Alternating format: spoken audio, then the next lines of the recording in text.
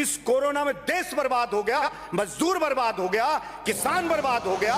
जब कहते थे घर बैठ करके खाना खिलाओ, मेरे देश के किसान ने घर बैठे हुए हिंदुस्तान की जनता को खाना खिलाया और सबके सब बर्बाद हो रहे।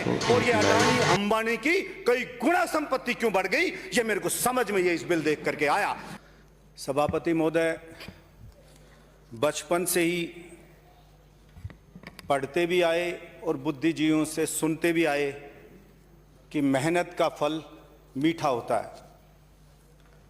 बचपन में जब अपने माता पिता को, चाचा ताऊ, पड़ोसी, गांव वाले किसानों को हाथ कपाने वाली सर्दी में पानत करते हुए देखते, 48 डिग्री टेम्परेचर में मेहनत करते देखते, तो हम सोचते थे मेहनत देश का किसान करता है तो शायद सबसे ज्यादा फल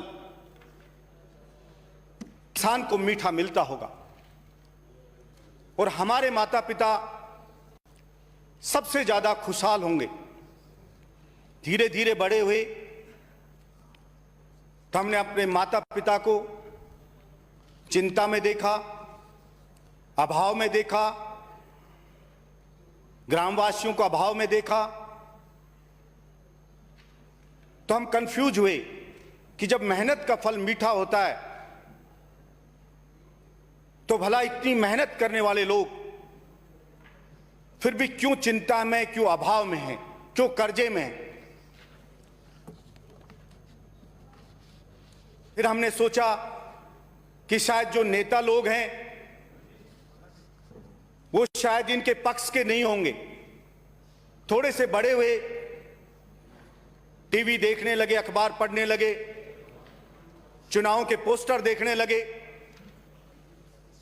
टीवी पे जिस नेता को भी देखो, चाहे वो केंद्र का हो, चाहे वो राज्य का हो, हर कोई नेता चीख चीख के कहता मैं किसान नेता हूं। चुनाव के वक्त पोस्टर पे लिखा रहता कि लोकप्रिय किसान नेता।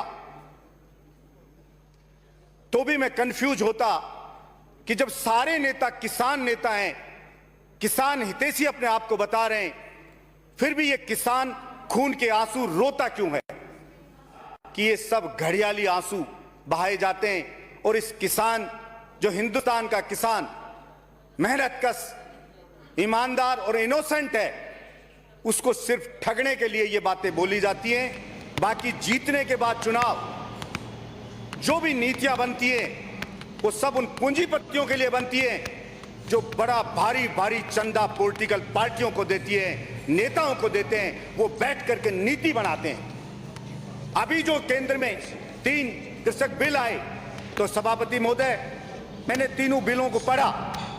मैं पढ़ करके कंफ्यूज हुआ कि पहला जो बिल था उसमें था कि साहब कि कोई भी कितनी भी कहीं भी खरीद कर सकता है, कंपनी खरीद कर सकती है, व्यक्ति कर सकता है।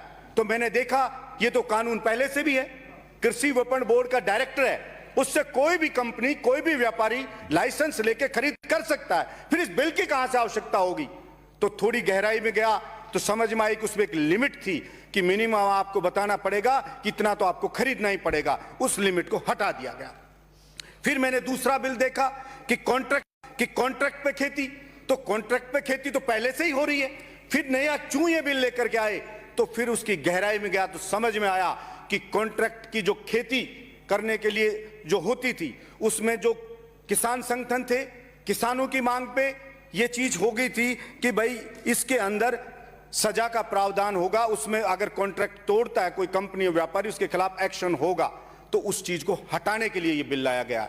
फिर मैंने तीसरे बिल को देखा कि ये तीसरा बिल किस लिए आया। उसमें आया कि साहब इसमें भंडारण की छूट दी जाएगी। तो मेरा एकदम से सर उस चीज से लेकर के चकरा गया कि भला मैं समझ नहीं पा रहा तब कि ये चीज क्यों हो रही है। तो मुझे अच्छे से समझ में आया कि तीनों बिल लाए किस लिए गए हैं। तीन बिल तो अलग अलग हैं, बाकी ये सब एक ही बिल है एक तरह से देखें तो।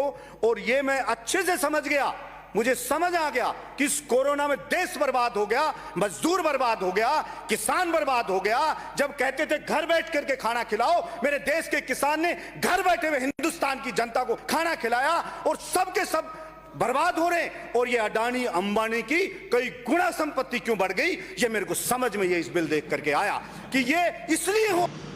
कृपया करके किसान भाई इस वीडियो को एक लाइक और ज़्यादा से ज़्यादा शेयर ज़रूर कीजिए, जिससे आपकी बात आगे तक पहुंच सके।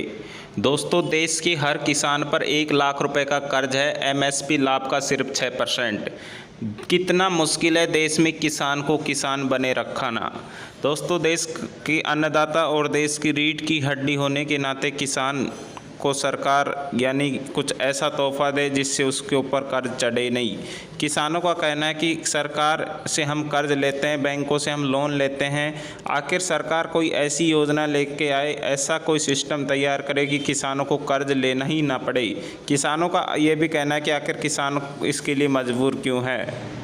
और दोस्तों, आपकी अपनी क्या महत्वपूर्ण राय है ज़रूर कमेंट में बताएं। और इस वीडियो को दोस्तों अच्छा लगा हो तो लाइक और शेयर करना ना भूलें। प्लीज़ ज़्यादा से ज़्यादा लाइक शेयर कीजिए।